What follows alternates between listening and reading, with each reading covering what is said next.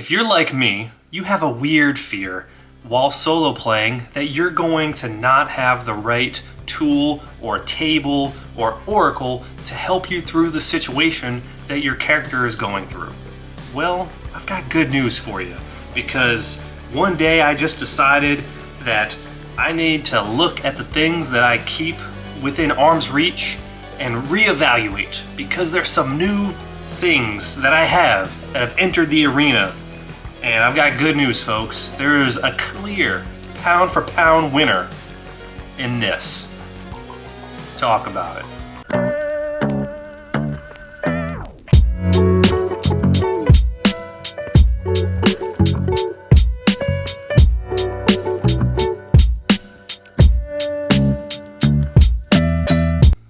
Welcome back to the Sacred Art of Gaming. I am Sacred, and today we're going to be talking about tables and oracles and all kinds of fun tools and stuff. I kind of have this in a specific order, but Karen is smaller. Karen. So I'm just going to put that there for now, because it's not the first one I want to talk about. I'm going to kind of talk about this in ascending order. I first want to give you an example of something that I thought would be great for this. And in my humble opinion, no shade towards Matt David's or the Book of Random Tables books. This is just the first one. I think there's multiple. But this is a table I thought would help more than it did. It does help with names. I do like that. I always need more names. I'll never get bored of having more names. But there's a lot of tables in here. Like, Jesus. Book titles, potion ingredients, items in a hunter's camp, dead goblin. I don't know, there's just a lot of stuff. Like if I were to just open randomly, it's gonna bring me, all right, female names, no, I do like that. But items in a bandit's hideout. Do I need this? Do I need to actually like figure out that there's 1d6 silver pieces in here? Is that exciting? I don't know. A morning star, a stuffed bear, maybe. Items in a cottage. This just doesn't excite me personally. Items in a royal tomb. I don't know. I just feel like the amount of times that I have said to myself, oh, I need to go to the Book of Random Tables, and maybe that's shame on me because of just the layout or the style of it. Maybe it just doesn't speak to me, but this is just not doing it for me, dog. Items in the inn's kitchen, a cheese wheel, great. Like, we don't need to populate Skyrim. Anyways, that's enough on that. That is an example of something that I'm kind of meh on. Moving on, Mythic variations. Legendary, right, for solo gaming. I'll be honest with you. In today's day and age, with the amount of stuff that we have at our disposal, I really only use the stuff back here. And even this, I don't use much. And the reason why I'm using this and not the like Mythic GME first edition, there is a second edition now that I have digitally, but not physically, because I'm just not a Mythic boy. I'm not. This is actually the first thing that I tried to use when I tried solo gaming, and it honestly held me back. It was just too much. I do like this 2 pages that are here, the descriptors, the actions. This I will use. This I will use. I don't love like having to dig for it through Mythic variations, but I do have like this wheel of chaos or wheel of fate with the chaos thing. This is actually really cool. I did use this to make things easier initially, and it actually has a lot of that stuff on the back. It doesn't have the descriptors, which is why I opened that instead of this, but yeah. Moving on, the one-page solo engine. I love the one-page solo engine as far as like the size, because I'm definitely taking that into account. Because something like this is just not like this size, good. This is something that I'd be willing to like carry with me. Even this, like if I folded it maybe. But yeah, use the deck of cards. And this is free, I'm pretty sure.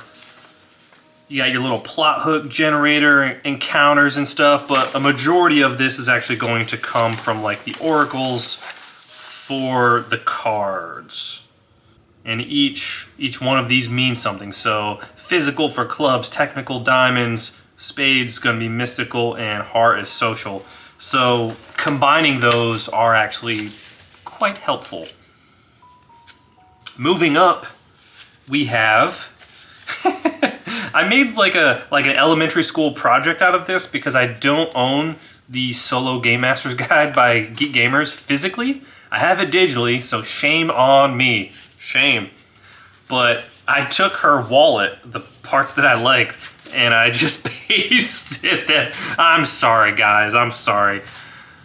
And yeah, her tables are definitely more... It kind of takes stuff from like Mythic, and it takes stuff... Don't want to forget about Karn, because Karn's good. It takes stuff from that, and it takes stuff from this like D100 random tables, and just does it better, in my opinion. Her tables just gives you everything that you need, and they feed into each other in a way that really makes sense and is really cool. She's got stuff for like areas, theme and action oracles, different ways to ask questions, NPC traits, etc., etc. I think we can remove these guys as well. Now these next two I like for similar reasons. We'll start with the Adventure Crafter. I'll be honest with you, the Adventure Crafter, this format doesn't really speak to me. This kind of reminds me of like, actually, I'm pretty sure this is meant to go with Dungeon World. Maybe I'm thinking of something else. But it reminds me of the Dungeon World format where I open it up and I'm like, oh, this is the kind of book that I would open, and this would prevent me from playing a tabletop game as someone who's new. Because it looks a little intimidating, right? These big paragraphs, these crazy charts.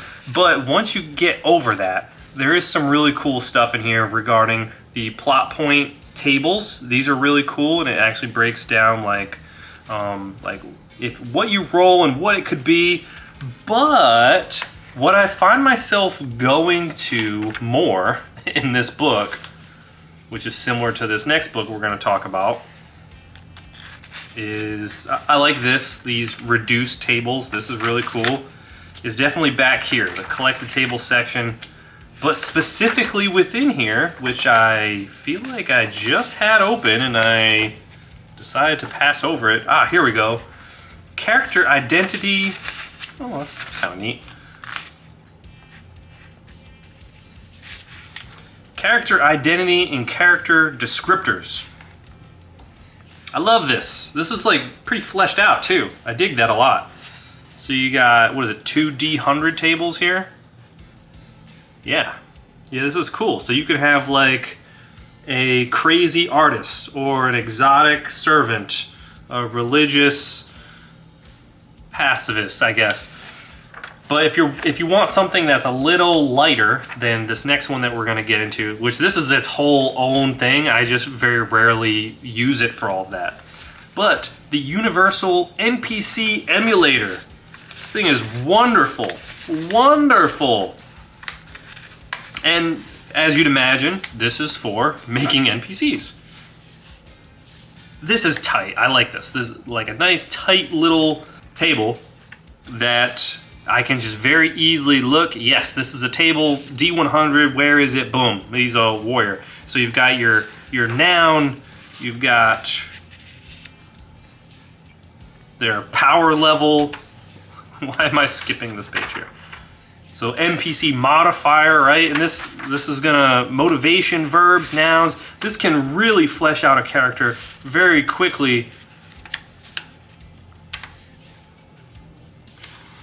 And pretty efficiently, and then it gives you some examples. And then, yeah, the appendix, I probably should have just went back here. The bearing and stuff, their mood and the conversation, excellent, excellent stuff. But that stuff is obviously going to be pretty specific. I mean, this is gonna be more so meant for adventure. But, I don't know, I guess I just don't need, the adventure just ends up getting done either through a different tool set or it just happens naturally. Now, Scarlet Heroes. One of the best. One of the best in the biz.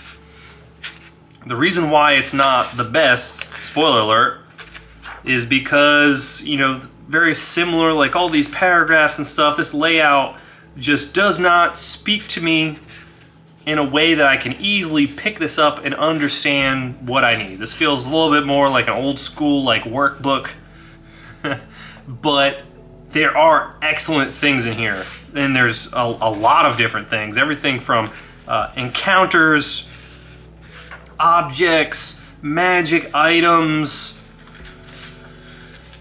I feel like a lot of these have appendixes and I should probably just go to them. Appendices. Oh, this one actually does not. Your dungeon features, right? Dungeon types and inhabitants, wilderness events, terrain, urban locations. There's a lot of really cool crime details, actors, relationships, and reactions. Very neat. You do find some stuff that is kind of unique in this book. So you've got your reactions for like different types of NPCs, memorable traits, ruling temperaments, immediate desires, and then you do have your kind of general oracle, right? Very neat. Cairn. There's a second edition of Cairn. I do not own it yet, but I will.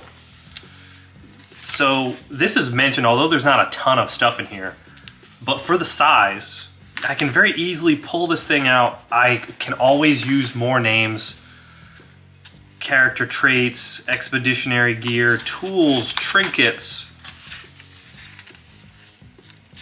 spell books. I think this is honestly like when I want just a weird spell book, I go to this a lot for that. Very small, very tight. Now we're gonna go into what I would consider the finalists. Before we continue with the finalists, I want to make a few honorable mentions because there are some books that are not physical. Well, they can be, I just don't physically have them. And that reminds me, I am forgetting about a book. Whew, okay, that was a close one. I would have been, is there anything else I'm forgetting about? No, I think we're good. All right, so this is what I would consider the finalists. But before we dive into that, some honorable mentions for things that maybe I plan to have physically, but I don't have them physically yet for whatever reason, right? Crown and Skull has some excellent tables. And I think that's it. I think that's really all I want to mention. Crown and Skull is... yeah, I think everything else that I didn't have physically yet, other than Karen's second edition, I'm pretty sure, based on what I've seen, Karen's second edition has a lot of really cool stuff for like world building too, but I actually don't own it in any way. Whereas at least Crown and Skull I have digitally. Those are the only ones that come to me other than Mythic second edition. Sure, there's tons of tables, but I just don't feel the need to go in there when these other things exist. So, let's start with these two. Index Card RPG. So, they're really just going to be in the back for the most part, which, you know, that's actually good. You can get a lot of really cool stuff out of here. So, although the book isn't, well, actually that's a good amount of tables, to be honest. For your fantasy setting, your sci-fi setting, you're getting locations and obstacles, which is really cool. Goals for each one of those. Hero origins, gear, hero story, and a quote. A quote is an underused thing in character creation, in my humble opinion. It can really go a long way. That's something that I love doing with when I create a character is, especially if I put a voice to them, I want to have an anchor back to that voice if I like lose it. And a lot of times it's the quote. So, yeah, but that's not all. There's these monsters, which is technically not a table, but the state of the monster, the motivation, you can upgrade them. These are all excellent tables. And then, of course, the loot. Ancient loot, shabby loot, cursed loot, sci-fi loot, epic loot, Bizarre loot. Ghost Mountain loot. That's Western magic loot. And that is it. But those are tables that I do hold dear. Very wonderful. I love Index Card RPG. Mwah! I think I'm gonna love Crown and Skull just as much, I think. It's just a different vibe. Index Card RPG pulls me in more. Crown and Skull feels more mature. Feels too mature for me. Sandbox Generator. You've probably heard of Sandbox Generator. It's got a lot of great stuff. Of course, it's got the cool, like, you know, setting up geographical locations. But there are things in here that you might not really think of. You can pretty much go to any page in here and get like some type of interesting table. Sometimes when I'm playing, I will just open this bad boy up, go to a random page and think like, okay, even if this doesn't apply right now, next time it applies, I'm coming back to this book because there's just some wacky shit in here. Of course, there's the dungeons, special rooms within the dungeons, right? There's a lot of games that do this type of thing, but what I really thought was cool was this whole generator section where you can make a coat of arms. How dope is that? Make a coat of arms, all of the different pieces of the coat of arms, criminal organizations, every piece of that criminal organization, right? The dragon, I mean, that's okay. There's some parts that are really cool and some that are pretty standard in my opinion. But yeah, man, this is, you got your guilds, quirks, I love quirks. Quirks and hindrances, even the houses, more NPC names, which I love, occupations, dreams, favorite things, secrets. This game has so much. It has so much. This layout is definitely more in the direction of things that I like, but it's still not quite there. It might be a little unfair considering I'm gonna be comparing it mostly to things that are very modern. They're fairly new, right? So Index Card RPG, that style, I dig that style. Now we're diving into what I would consider the big contenders. And those contenders are Shadow Dark, Knave, and pretty much Ironsworn / Starforge, right? Because you have these Oracle tables. We could probably start here. They're obviously all going to have their own style. So Sundered Isles is going to be more so like exploration through like being like a pirate, but it doesn't have to necessarily be limited to the ocean. There's also the option of sky and space. But space in a Spelljammer kind of way, not so much a Starforged kind of way. But Starforged also has a ton of stuff.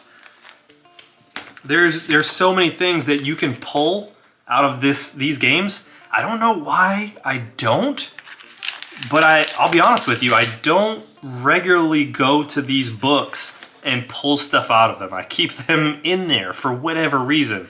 But there's a borderline infinite amount of things in here. Like you can go to location theme, eerie cold.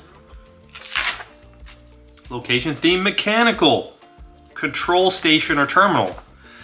But I was almost surprised whenever I realized I was going through these and I was like, oh my God, why am I only using these whenever I'm playing that style of game? And I think the reason is that, excuse me, these tables, for the most part, really excel in a Powered by the Apocalypse style situation. So you'll notice that they are going to be very different than the tables that you're going to find in these two books. So when you look at like the treasure in Starforged or Sundered Isles, it's not going to, let's actually do that. Let's look at it right now. Treasure Oracles, 112. When you look at the treasure, it's not going to be treasure like you'd expect when you're playing like D&D, right? It's going to be a little bit more general, a little bit more vague because you're affecting the story more than like stats. So yeah, you've got like sacred relics and broken manacles, It could be hung, it could be hidden among worthless items. It could be cursed, mystically bound to a location. Those are all really cool things, but they are different. And that's all I'm saying. With that said, though, it's definitely in the top. Let's go into Shadow Dark, shall we? Shadow Dark, I mean, come on, look at this. Shadow Dark, one of my favorite, I think I actually marked it. One of my favorite tables in Shadow Dark, and I don't want you to think that Shadow Dark is the first book to ever do this, but I love this. NPC names by syllable. I could probably use this for the rest of my life, for fantasy anyways, and just be good. And just be like, yup, it's Denvin Boar. Sweet.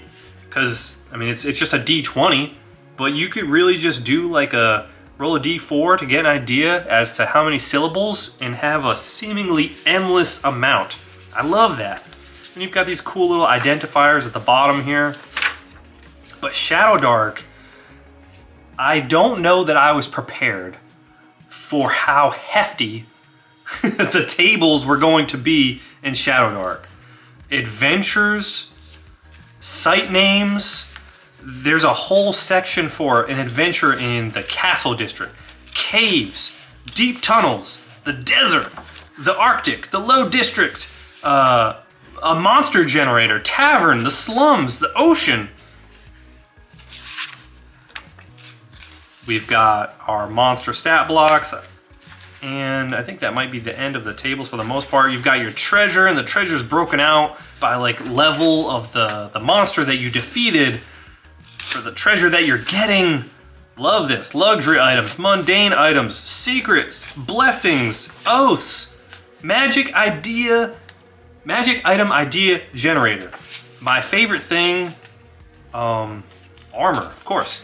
I really love whenever tables are getting at like the core, the foundation of what you want as opposed to giving you what you want.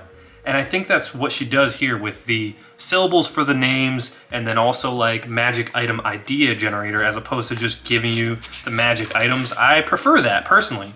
Different weapons, benefits of weapons, curses on weapons, personalities for items. My God. I felt like the scene in Undercover Brother whenever he's trying to get spun up on white people culture and he's sitting in the seat. That's how I felt getting all of these. And then you've even got some like in the back of the book, right? And that is wonderful. It is. But then we also have Knave. So when we open Knave and you look at the table of contents, you may not necessarily think to yourself, oh, there's tables in here, right?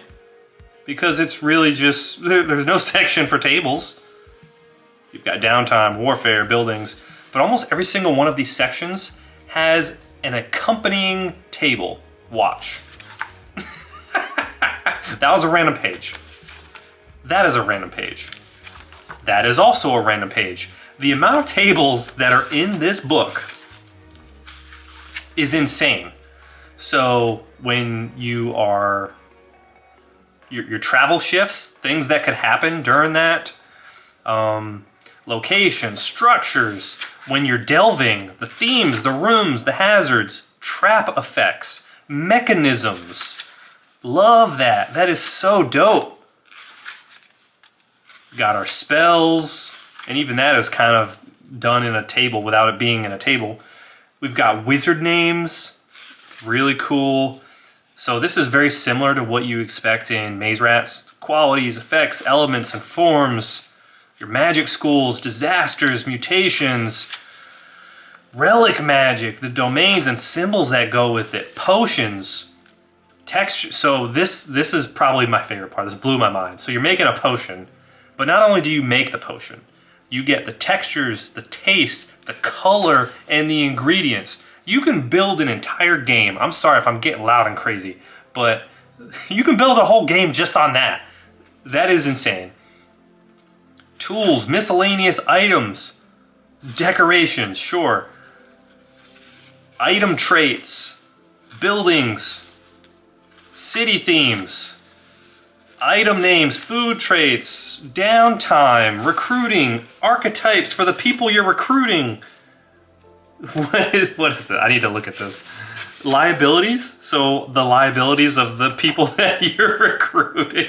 Relationships, mannerisms, the monsters. Oh man, okay.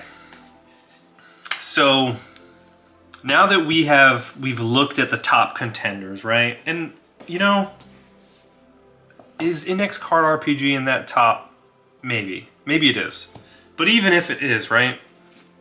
Let's take a look at these books.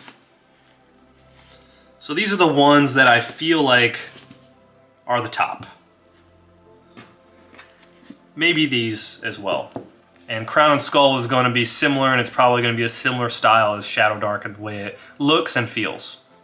Now, looking at these books, based on what you just saw, it is very clear to me, pound for pound, what book I am always going to have within arm's reach when I am solo playing. It's honestly unfair. It is unfair. Excellent books. These are great. And they do offer some stuff that these others do not have. But it's not them. Shadow Dark. Also excellent. Amazing. Argue the system is maybe more fleshed out than Knave, if that's what you're into, right? But I don't think it's this one. This is not the one. It's amazing, and you'd be happy to have it. But it's not the one. Because, I mean, look at this thing. It's kind of beefy, right? It's a good size, but it's beefy. That leaves us with these guys. And if you're looking for more of like a PBTA style game, using Iron Sworn, Sundered Isles, Starforged, that's going to be excellent. The Spiral Bound books are great. You're going to get some good stuff out of it. And it doesn't even have to be a PBTA game. You can get tons of like rich setting and character generation and NPC and just what to do next, what your actions are going to be out of these books. Absolutely. But even just holding one of these. I'm almost picturing like I'm acting as if it is a weapon. This book is still heavier than Knave. Knave is so easy to pick up, grab, it feels good, it's easy to open, you've got some cool stuff. I mean, not that it's gonna necessarily help us that much other than this stuff, unless you're playing Knave specific. Well, I mean, it might. But pound for pound, mark my words, Sacred has said it here first. Someone else may have said it too, probably Ben Milton, but this book is insane. This book is invaluable when it comes to just having within arm's reach when you are solo playing. This might cover just about everything. I'll tell you what it doesn't cover. It doesn't cover crest generation, but it's got just about everything else. Excellent. Pound for pound. The best. Shame on me for not getting this book sooner.